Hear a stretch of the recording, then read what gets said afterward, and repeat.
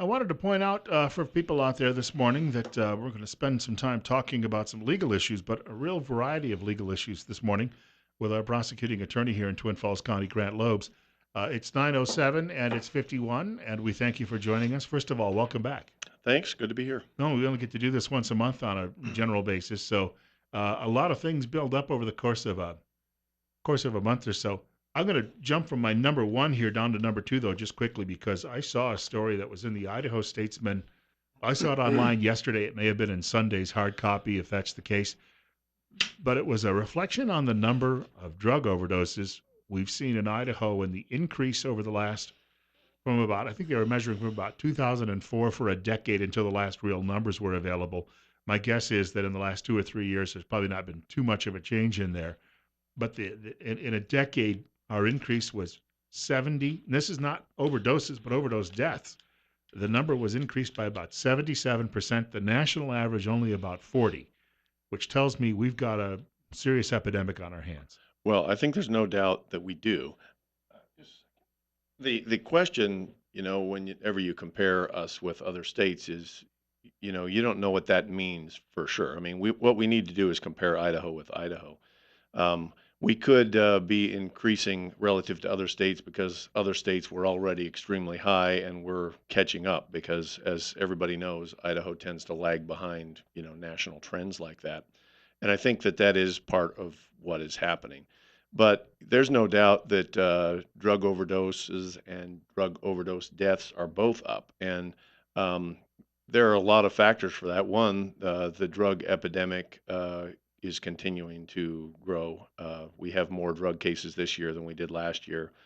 We have a lot more heroin than we used to have. And so I would think that if once we start looking at these numbers, we're going to find that while there is an increase over 10 years, the increase has been greater over the last couple of years than in the previous 8, because we're seeing heroin and opioids, which are, any kind of heroin-based drug that is, prescribable and therefore abusable.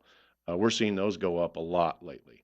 And those are the kinds of drugs, as opposed to methamphetamine, which cause overdoses and deaths.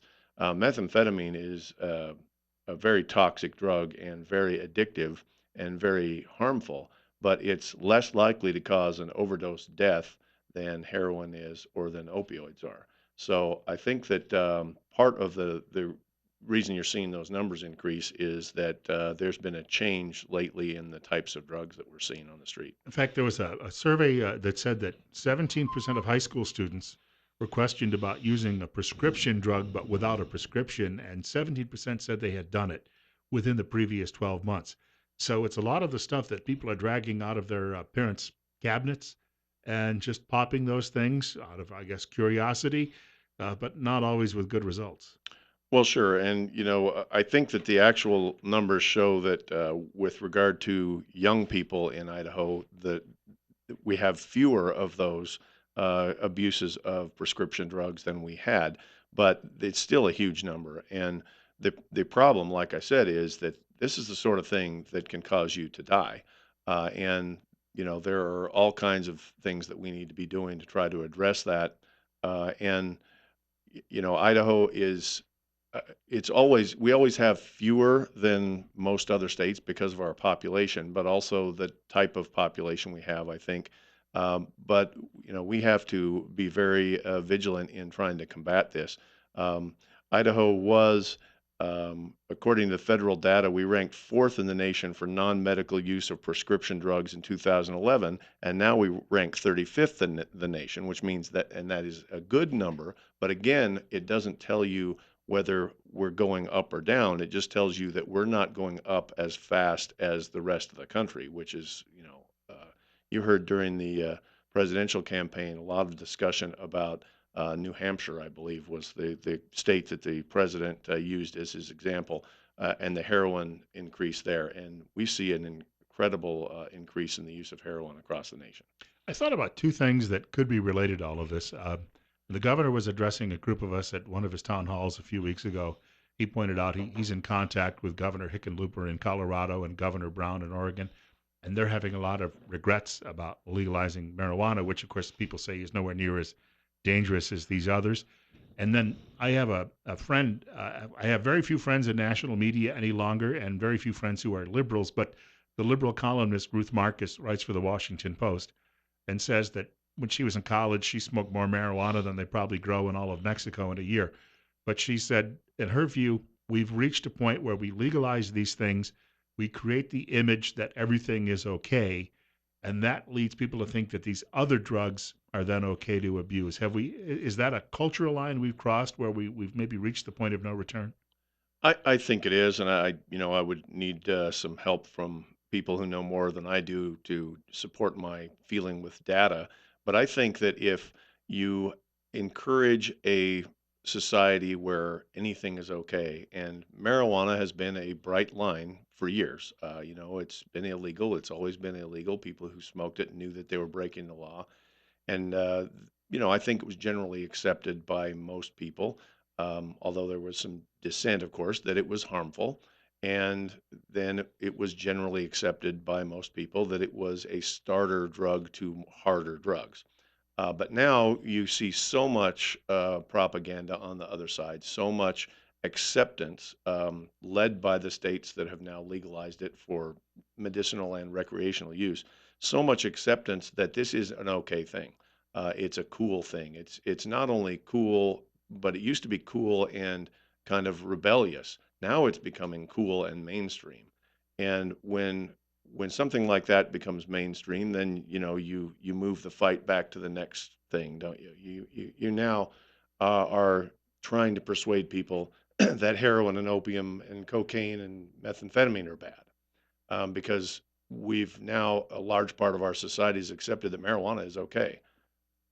Well, we have a drug court that you helped institute, and that's to get people who maybe, relatively first time offenders and to get them out of the system and maybe ensure that they don't come back. But I think short of locking people up for long sentences, maybe just to save themselves, we don't really have much recourse, do we? Well, it depends on what they're doing. I mean, we don't lock people up for long sentences for possession of drugs, if it's small amounts for personal use. But we do, and we should, for people who are bringing huge amounts of drugs into this state and selling it to other people, because then the harm is not just to that person, but to everybody that they sell to and their family and society generally. But yeah, with regard to drug court, I mean, drug court has changed a lot in the past 20 years. It used to be a program for people who were just starting out on drugs, or who, at least who had just been caught, and to try to save people from going down that road and to divert them at the earliest point into a healthier lifestyle, and get rid of their drug addiction. Isn't really that anymore. Drug court is now for the people who, if it weren't for drug court and the option to go into a treatment program supervised by the drug court, would go to prison. It's for people who have a record already, who have a lot of problems documented over years and years. In Twin Falls, we established a program called the Substance Abuse Recovery Program, which we put people in from my office. They get charges, and we recommend that they go into this program. That's for beginner people, for people who don't have any other history, who we might be able to, through treatment intervention, stop from going down, a more destructive road. But general drug court throughout the state of Idaho and throughout the country now is reserved for fairly hardcore users.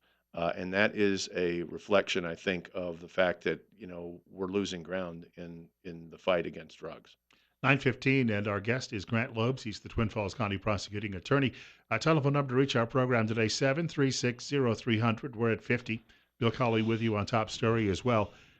So when we talk about having to lock people up just for public safety, I mean, obviously, you're driving down Blue Lakes Boulevard. You don't know who's high any longer, who's driving alongside you or coming your way.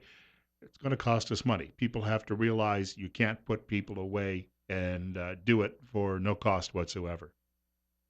Well, of course, you can't. But again, if you read that the prison beds are full of nonviolent people, and that we arrest people and put them in prison for use of marijuana, That just isn't the case. I mean, it is a fairly difficult thing to lock somebody up, as you say. I mean, they have to have first of all, a fairly serious crime or repeated conduct of a less serious nature over time, and the refusal or inability to abide by probation restrictions. Because the preference in Idaho is that if somebody is found guilty of something, that the judge look at probation, look at non-incarceration remedies before you move to incarceration. So it is true that, regardless of whether they're locked up or whether they're on probation, the cost to society of all of this is high because they still go through court, they still take up a probation officer's time, and if they go to prison, obviously that's a fairly expensive proposition as well. We still have, though, some of our leading state politicians who think that we should change this system and maybe allow more of these people out. The definition of violent offender, as you point out, seems to be one that changes in the eye of the beholder. Well, sure, and we did address some of that with some of the amendments to the Justice Reinvestment Act this year. But there are still a lot of people, both politicians and citizens, who believe that we should release more people who are in prison and not put as many in the first place. And there are all kinds of reasons to believe that. They think it costs less money. The problem is they don't look at the cost of letting people who are, habitual criminals out. Because while it shifts the money that, shifts the burden from the state of Idaho to house and feed them, it shifts the burden either to the counties to put them in county jail or to the citizens who are victimized by the next crime. I mean, it doesn't do you any good if your house is burglarized or if you're robbed or if you're physically attacked to say, well, at least we saved money on not keeping that guy in the state prison and feeding him 3 times a day. So there's always a cost. However you do this, there's a cost. Question is who bears the cost. I want to point out Grant Loebs is our guest. He's here until 10 o'clock this morning. We only got about 50 seconds before the break. We're going to talk a little bit about some state legislation that either did pass or didn't become law that may have an impact on various criminal justice efforts throughout the state of Idaho, including I read the veto on civil asset forfeiture from the governor the other day. And I think his thinking is along your lines. People who don't commit crimes don't really have to worry about this. They get their property back. But I think the governor said if you're dealing drugs in large quantities, you should lose your property.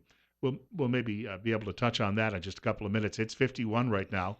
Coming up on 920 on News Radio 1310 KLIX and newsradio1310.com. Bill Colley with you as well on Top Story. 923, Grant Loebs is our guest. He's the Twin Falls County prosecutor. We're at 51. Bill Colley with you on Top Story on News Radio 1310 KLIX and newsradio1310.com. We ended the last segment talking about legislative session came to an end in Boise, and there were some laws that may help folks in the criminal justice, call it industry for lack of a better term, but also may have been a disappointment as well. Was there anything that you happened to see that you said, all right, this is going to make our what we do, that pursuit of justice, a little bit easier to do? I think the amendments to the Justice Reinvestment Act that I mentioned a minute ago will help. They will help the probation and parole department and the parole commission make better decisions about who to release from prison, as we were just talking about a minute ago, and under what circumstances. And it will allow them to not use just mechanical, process to decide questions that should be decided case by case. And I think that's an important thing. No longer will somebody who violates their parole be automatically restricted to either a 90-day or a 180-day sanction. The board will now be able to say, you know, we barely let you out last time. You did this, this, and this, and we're going to put you back in for whatever time is appropriate. It also goes to the question that you were talking about a minute ago, where we just arbitrarily say that certain people are nonviolent because the crime that they are in for on this occasion is categorized as a nonviolent crime. And under the old version of JRI, that's the way it was looked at. Now we can look at the whole record, the whole person, much more easily, because you can't say that somebody who committed a so-called nonviolent crime this time is a nonviolent person unless you look at their record. If 2 years ago they shot a policeman and the year before that they robbed a house and kidnapped people, then they're a violent person. Doesn't matter whether this time their crime was possession of cocaine, which, you can argue about whether that's nonviolent or not, but it's generally lumped into the nonviolent definitions, mere possession of drugs. So it allows the Board of Corrections and the parole board to take a more careful, detailed case by case view of the prison population. Now, we had a show months ago where civil asset forfeiture came up because in Oklahoma and I think it was Arizona for a time, people who were just carrying a lot of cash could get it seized because it was presumed they may have committed a crime. And then it was a real struggle for them to get the money back. And you explained that the way it works in Idaho is vastly different, and that obviously that if you committed the crime and you're convicted, you are not likely going to get back a trunk full of drug money that you may have had. It was a little controversial with some of our callers that particular day, but Mm. is that what the governor's trying to point at with that veto on that bill? Well, I think that what he's trying to say is that civil asset forfeiture is a valuable law enforcement tool. There are, contrary to what people say, that there's no due process and your property can be taken from you. That's not true. You have to, in order for your property to be taken from you, uh, it has to, first of all, you have to, it has to fit into categories. It has to be um, associated with a drug crime. The drug crime need not be a conviction, though, and that's what I think causes people problem. They think, well, I'm driving along and I had some marijuana and I had some cash and I had, whatever else in my trunk, and you seized it all, and then you dismissed the marijuana charge, and I didn't even get prosecuted for the marijuana, but you seized my cash. Well, you can't just seize the cash and have that be the end of it. That would be a due process violation. You have to, as the seizing authority, the police or the prosecutor or whoever is involved in this, you need to go to court and you need to convince a judge that that seizure was appropriate and that having appropriately seized the money, you get to keep it. And so you have to prove to a judge the circumstances of that seizure, why you seized it, how that money that you seized was related to drug transaction or drug sale or something. And the judge has to decide that the state is right in order for the state to keep that money. So it is a civil process, which is why it's called civil asset forfeiture. And so it doesn't go through the same hearings that the criminal case does. But you still have due process. The defendant has a lawyer, the the seized asset has a lawyer, as it were. And you have to prove to the judge's satisfaction that there was a reason to seize that and that the state should be able to keep it. And sometimes, the judge determines that some portion of it was reasonable and another portion wasn't. Um, but very rarely does it happen that there isn't a drug conviction that goes along with it. But that is possible under the law because it's a separate track. And again, if you're using your automobile or even a friend's automobile as your delivery service for selling illegal drugs, you're going to have that seized with a conviction.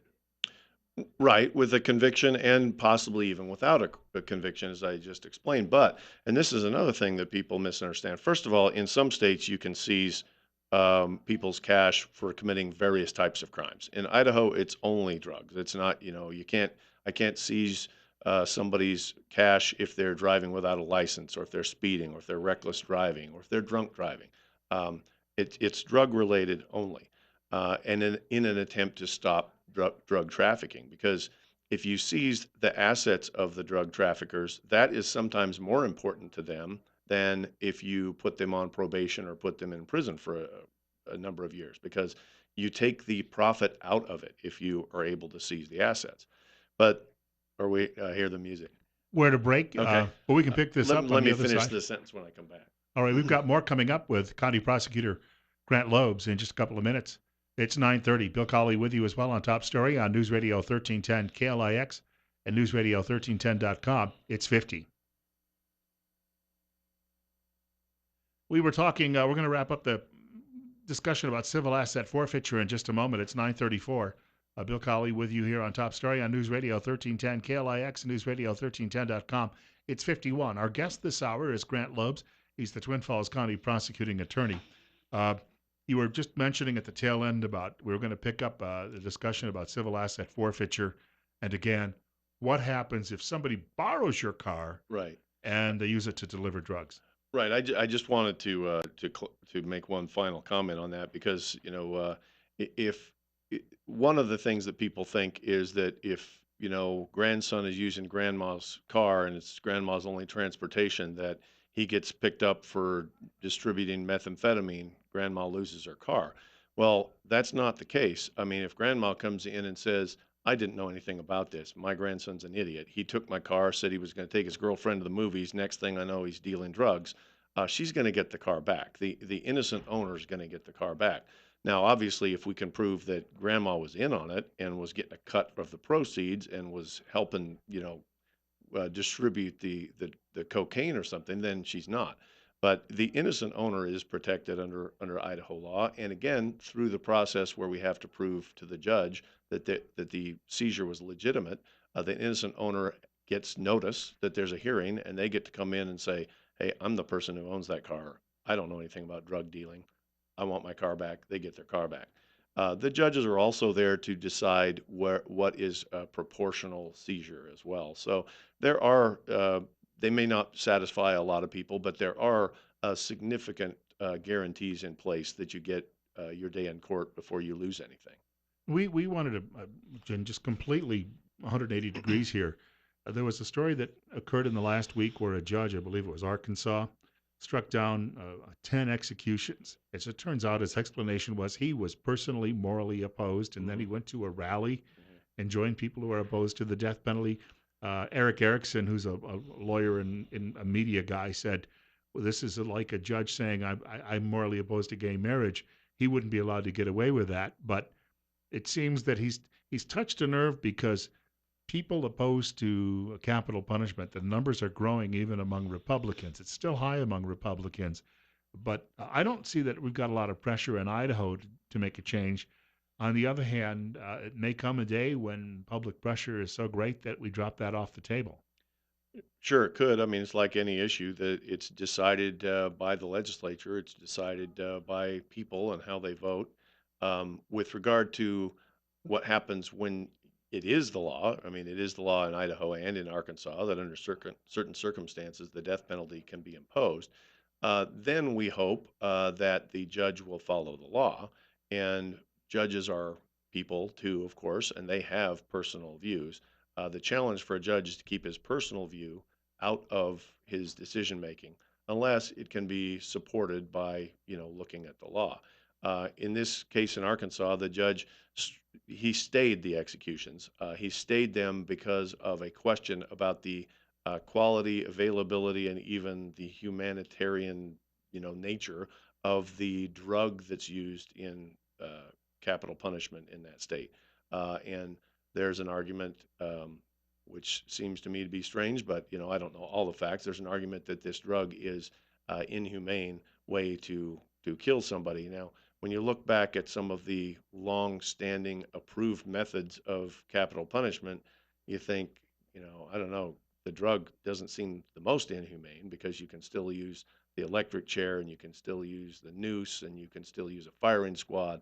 Um, but in most states, we've gone to a mix of drugs, which have a combination of putting a person to sleep, uh, anesthetizing them, and then also at the end stopping the heartbeat. So uh, the question is about that drug essentially, and of course it's gone up now to higher courts, and we'll see what they do. Um, but in Idaho, I don't know. I don't see a lot of movement on that issue. It hasn't come up before the legislature lately.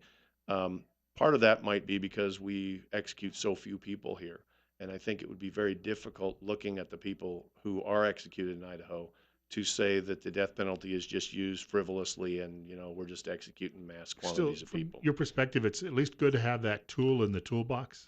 I think it is a good thing to have because you occasionally come across crimes that are so horrendous. that there needs to be an ultimate penalty. And some, there was a death penalty case in Jerome a number of years ago where the person who had committed the murder had already committed other murders. And at some point, what's the deterrent in just sentencing a person who's already going to be sentenced to life in prison to another term of life in prison? And so there needs to be um, some penalty for the people who cannot be restrained in their violence, and who do it deliberately and do it uh, without any concern for the person that they're killing.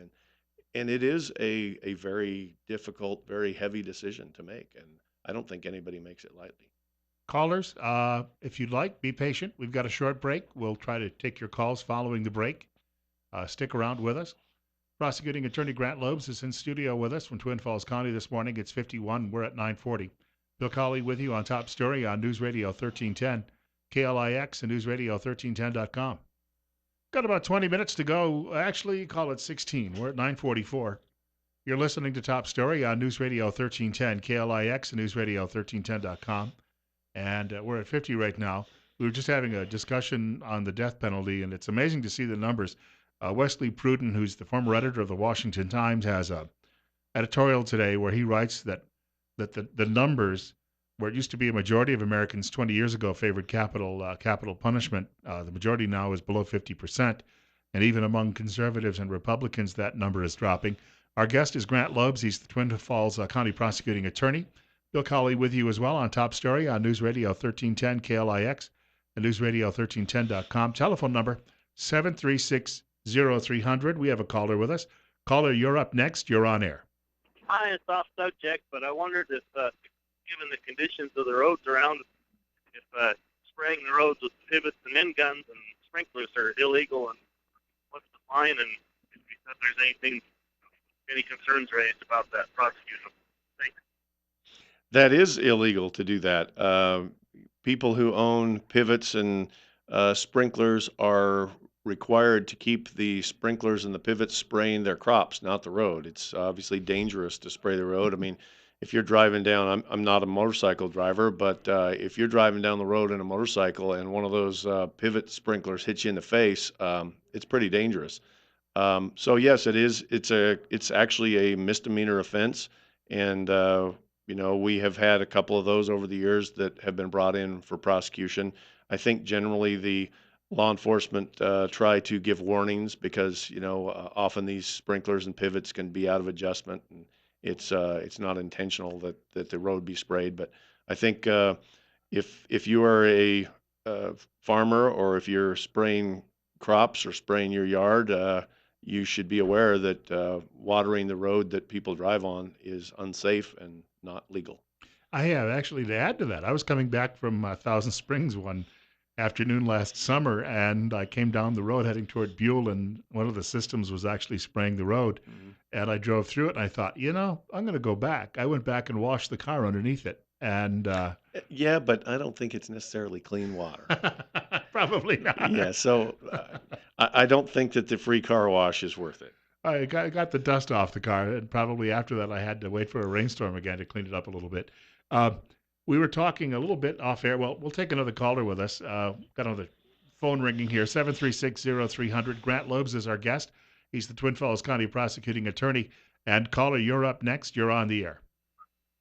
Brian, I would like to have you try to explain to me on people that are in the system under double, triple life sentences. Why aren't they put on death row? Why do we have to pay for them to be incarcerated that whole time when there is absolutely no chance of parole? And if they were on a triple life sentence, it must have been horrendous. There's no punishment for their action. Well, that's an understandable question, but it involves a lot of complexity. For one thing, there are a lot of crimes for which there is a possible life sentence where the death penalty is not allowed. The death penalty is only allowed in a very tiny percentage of crimes where life sentences are allowed. Uh, Secondly, the calculus to get to the death penalty is much different than the calculus to get a life sentence. You have to have a crime where the death penalty is possible. Then you have to prove to the jury that the death penalty is the only just sentence in a case, and you have to prove a bunch of what we call death penalty aggravators. So the mere fact that you've committed a crime that is horrible doesn't mean you're going to get the death penalty. It has to be horrible plus, and it has to be horrible plus the proof beyond a reasonable doubt of some form of aggravator. Almost all of which have to do with murdering a person and murdering a person in a fairly heinous way. So there are a lot of crimes, child molesting crimes, kidnapping crimes, robbery crimes, um, some drug crimes where you can get a life sentence, but for which the death penalty is not allowed. The other question, and I don't have all the numbers in front of me right now, but given the expense of doing a death penalty prosecution, the expense of going through all the mandatory appeals after somebody gets the death penalty, and all of the appeals all the way up the chain, up to and including the United States Supreme Court, there is a question about whether the caller's math is right, and it certainly costs a lot of money to house somebody who's in prison for life, but it also costs an extraordinary amount of money to carry out the death penalty once you get through all of the years and years of appeals. So it might not be as dramatic a difference as the caller thinks, but I understand the sentiment. I mean, you have people who are guilty of extremely awful crimes. Obviously, they are, or they wouldn't be in for life sentences. And there is some frustration with why we continue to house them. But it's not quite that simple when you look at all the pieces that need to be put in place in order to get the death penalty. We have another caller with us. Caller, you're up next. You're on the air with the county prosecutor. Go ahead. Thanks, Bill. I have a little experience working on roadways, and if the taxpayers understood how much damage, what it costs for those end guns to cross the road and saturate the road base, if they knew what it actually cost, there would be such a hue and cry to the legislature to stop that, to really get after that and fix it. But we raised the gas tax a year or so ago. Right. Well, I want to kind of stick to the legal questions and issues at the moment, but thank you for the update, and Well, I it mean shows you the legal aspects of this. sure, that is a legal question. I mean, and I did kind of answer it with the previous caller. It is against the law. I mean, the legislature has made it a crime to do that. Mhm. The question is one of enforcement, one of, people have to notice it, have to complain about it. They have to call the police have to come out. And as I said, usually the law enforcement person, for the first time anyway, they knock on the door and they give a warning. They say, hey, you're sprinkling the roadway. That's a crime. Don't do this anymore. Repeated offenses sometimes result in citations and criminal prosecution. But the caller's right. It's dangerous and damaging. We have another caller with us. Caller, you're up next. You're on the air on KLIX. Go ahead. It's dangerous. All right, caller, just you're listening in delay. Listen over the phone. Good morning. A person who sells drug to a person who then commits a violent crime, shouldn't the drug seller be held responsible also?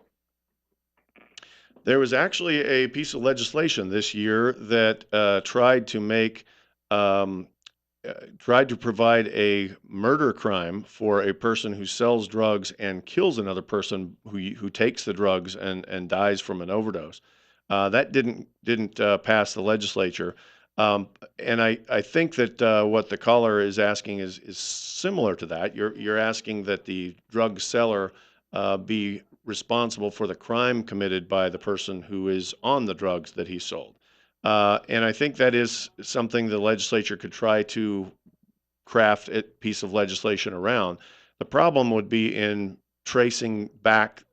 You catch the person who does the crime, you find out they're on drugs. Now you have to find out who sold the drugs to them.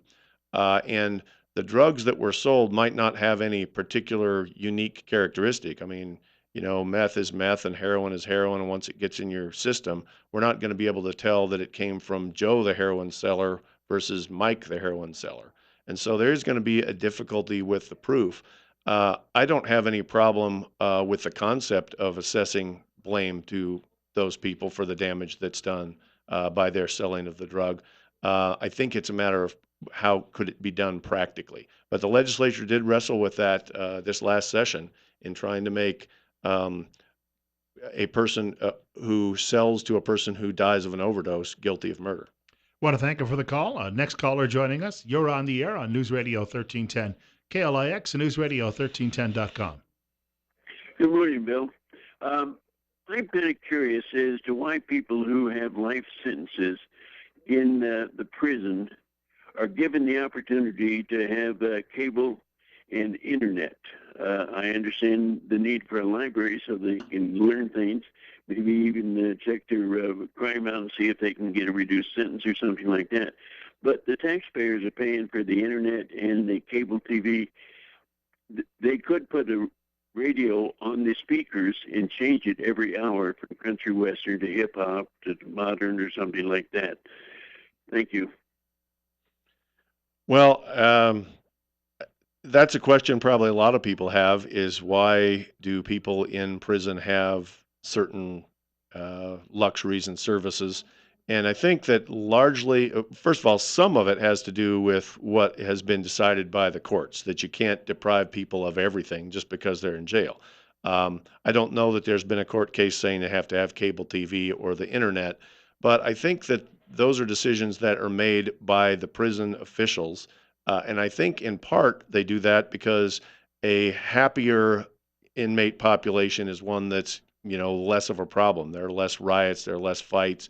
I mean, if people are sitting and watching, TV, it is a way to control a group of people who, sometimes, especially the life sentence people that you were talking about, don't have a whole lot left to live for. And so the attempt, I think, is to give them something that eases your tension in taking care of that very difficult population. Um, but aside from that, I mean, I think that it is really up to the prisons to decide how to to meter out those kinds of benefits. Got about 2 minutes to go. There is a notification in my email from Fox News that they're only saying it's a development in the alleged Facebook killing in Mm. Cleveland, Ohio. There's a news conference in about 5 minutes coming up. It is a possible, I guess the question is here, with this day of era of social media, are we encouraging people? We've had tortures, suicides, and now killings broadcast live. At what point does this end? Well, I don't think the point is to encourage that, but I think it offers instant notoriety, instant gratification to the criminal. There are a lot of problems. I think the internet and social media has taken the world by storm in a very quick pace, and I think there are a lot of problems with it. We were just talking off air a minute ago about the ability of people to post things anonymously, and on bulletin boards, for even legitimate media outlets. I mean, the newspaper allows you to post anonymously, and I think that that creates a recklessness. And you're no longer responsible for your actions if nobody's going to know that you're the one that called for somebody to be lynched. If you're the one that called for, told that somebody was corrupt and is on the take or something. I mean, you can't say, "Wait a minute, Mister Colley, where's your proof?" Because you aren't Mr. Colley. You're, Bonanza Face or whatever your name is. And so the problem is, I think, in both of those things, there's immediate gratification. There's no oversight. I can post something on, the web myself in 2 seconds after I do it, and then I can sit back and say, let's watch the world react to this. I think that recklessness and sensationalism is a problem that we're going to be dealing with for a long time. Mr. Stevens, apparently just breaking now, went out in a blaze of glory, killed himself during a traffic stop in Erie, Pennsylvania. Dying in Erie, Pennsylvania is redundant, I think, in many people's minds, but at least this is going to save people a lot of grief and headaches down the road because simply he's out of the way now, and you Yeah. would think the streets are a little safer. Yeah, I mean, that's an awful crime. I mean, what happened there is, I don't know that I can blame it on the internet. I think the internet doesn't help with these things, but obviously a tragedy for the family and really shocking for people to see uh, that kind of callousness. People, Mark Zuckerberg and other people behind a lot of these though internet properties and the various things. Maybe it's time for us to start saying to ourselves, all right, how do we police what we do on our own to ensure that we don't have more of this in the future? Yeah, and you know, you need just somebody with a lot more technological savvy than I have. I just know that it's a scary thing. We wanted to just mention before we wrap up, if people have a comment or question for you at the office, what's the number? 736-4020. There's a website too, I guess, affiliated with the county. But the county has a website. We really don't have a website, which you know it would just get full of so many questions and comments. So we don't keep one up. But we're always available by phone, and people can always call and ask questions, whether it's about what's going on or like the questions about the watering the roadway. If you want to know if that's against the law, call. And I just parked under it briefly. Yeah, I'm just not sure your car was very clean after you left. We have a short break and then Fox News straight ahead with all the latest details on the Stevens case. And then Rush Limbaugh following that at 10 o'clock right here on News Radio 1310 KLIX at newsradio1310.com. God willing, the creek don't rise. That'll allow me to come back and do this all over again tomorrow morning between 8 and 10 o'clock. And just a quick note, Brian Zollinger, state representative, to join us talking about the grocery tax repeal veto. Michelle Stennett following him tomorrow morning as well, giving us the view from the Democrats about the very same veto.